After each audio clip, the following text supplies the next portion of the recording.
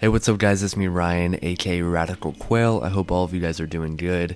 And to start this off, so much information was released today. It's honestly insane. So I have a lot to go over. I'm going to go over everything that happened in the multiplayer reveal today. Literally like 40 minutes of information. This video is not going to be that long. I'm going to be recapping it all. And yeah, drop a like and sub if you enjoy it. And so let's get into it. So they revealed and announced 5 different maps for multiplayer. The 5 maps were, the first one was Miami, which is set in Miami at night. Well, obviously the game is going to take place in the late 70s to early 80s. So it's in Miami during that time period. It's a nighttime map, and honestly, I really like the atmosphere that it has for it. That map looks pretty fun. Kind of like a medium-sized map from the gameplay that I've seen. The next map that they showed was North Atlantic. That map honestly doesn't look that good in my opinion. It's basically, there's these two, what are those ships called? I don't know the word for it, so I'm just gonna say battleships. Like there's 2 battleships, and then there's like different like boats and other things that you can go on outside of the ships, and then there's zip lines. So you can zip line from ship to ship, and it sounds super cool, and I think it looks really cool. But like from an actual playing standpoint, from the gameplay I saw, it just didn't look like it flowed very well. And I don't know if that's just because nobody's played on it before. That was like all of their first times. And by the way, I was watching Noah J456 stream earlier today. But anyways, we got that map. Looks kind of alright in my opinion. Next up we got Angola. I don't really know how to pronounce it, but it's somewhere, I believe, in like northern Africa area. It's a really deserty, like Savannah, is that the name of the desert? Anyways, it's a really big desert area, and the map, a satellite crashed onto the map, and that's kind of like the main attraction of the map. So anyways, I don't remember what the map is called, but I believe it's in either BO1 or BO2. But there's this one map, it was one of the more popular ones. There was a ship, or not a ship, there was a plane that was crashed in the middle. It seemed like really similar to that map. It seemed like a bigger map, and I haven't seen any gameplay on it. I just saw the trailer. So that map seems pretty cool to me. From a visual standpoint, the graphics look great, and I think all the maps look really good as well. The next map we got takes place in Russia. It's called Uzbekistan. I think that's how you say it. That map looks really cool. It looks like a more sniper, bigger map. It's in Russia, so more of like a colder, snowy type climate.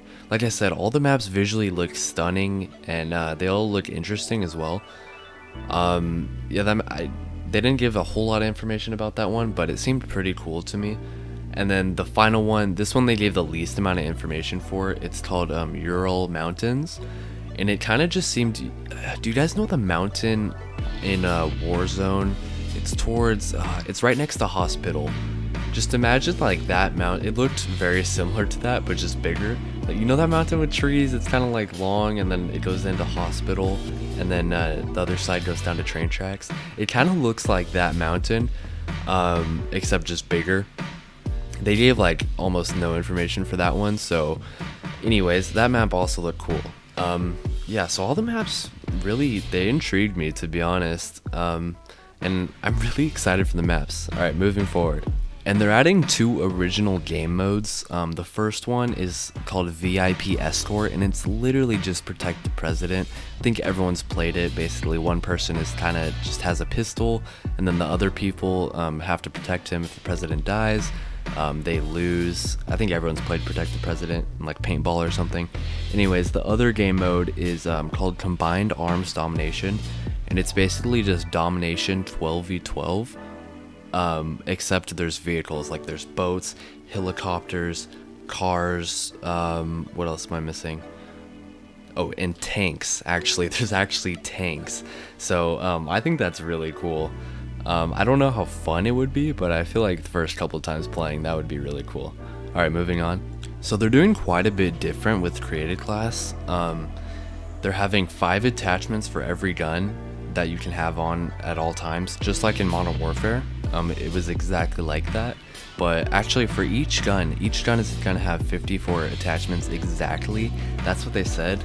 That sounds really good. I mean, honestly, if they copy Modern Warfare just with Cold War and it's made by Treyarch, I'd be completely fine with that, which is kind of what they're doing. I'm not even gonna lie. So yeah, every gun has 54 attachments. You get a lethal, tactical, 5 attachments on each of your guns. You get 1 field upgrade, which just kind of, you don't get it by getting kills, you just get it over time. So pretty much how field upgrades were in Modern Warfare. So score streaks, they're kind of weird. I don't like what they're doing with score streaks. So the weird thing about score streaks in this game is they're actually transferring in between lives. That might sound a little bit weird, which I think it is weird. So basically, say I get 5 kills, that's gonna carry over to my next life and count towards my score streaks. So I don't really like that. I feel like it takes like some of the skill of being able to survive and get that many kills. But we'll see how it goes. Maybe they'll change it back. Maybe it's actually a good change. But from first impressions, this is probably my least favorite thing that they announced. And then with movement's kind of basic. They were kind of talking about how they changed a few things. It's pretty much the same thing. The only thing that's kind of interesting, I guess, is tactical sprint is back, just like in Modern Warfare. Oh, this also interests me quite a bit. So everyone knows the field upgrade from Modern Warfare, Dead Silence, I'm actually using right here. It's probably the best field upgrade in my opinion. And they're bringing that back, but not as a field upgrade. They're bringing it back as a perk. That just sounds so good. It's called Ninja, which is a pretty fire name. So yeah, that sounds really exciting to me, and honestly, I don't know if that's gonna be like overpowered, but that sounds really cool.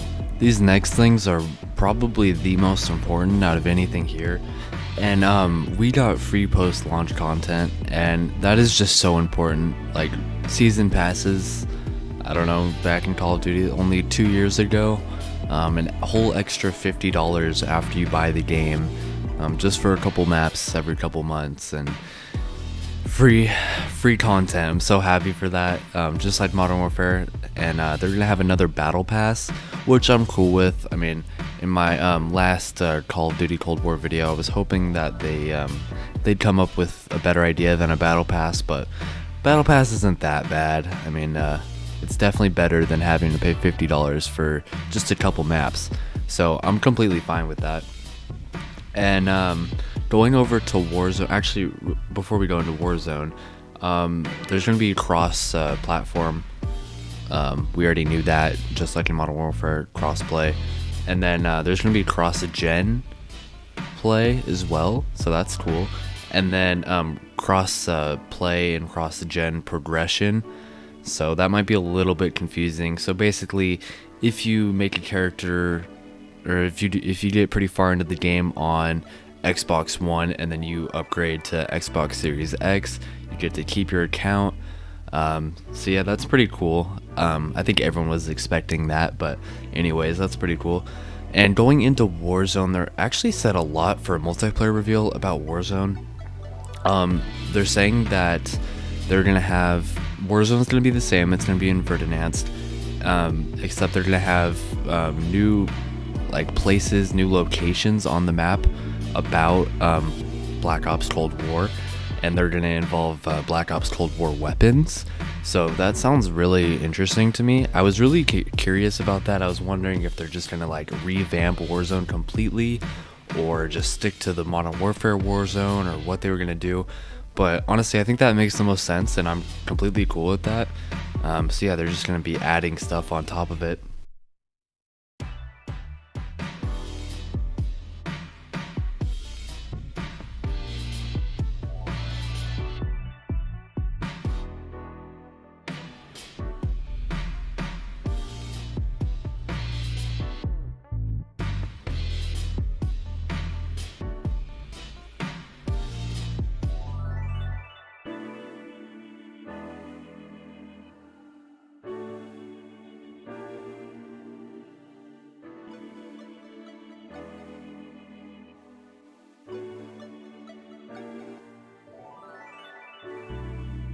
Similar to Warzone and Modern Warfare, you gain XP in Cold War, you gain XP in Warzone, vice versa. So that's pretty cool.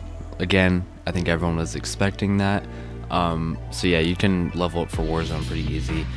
Your Modern Warfare content that you bought is still like usable in the new version of Warzone, so that's cool.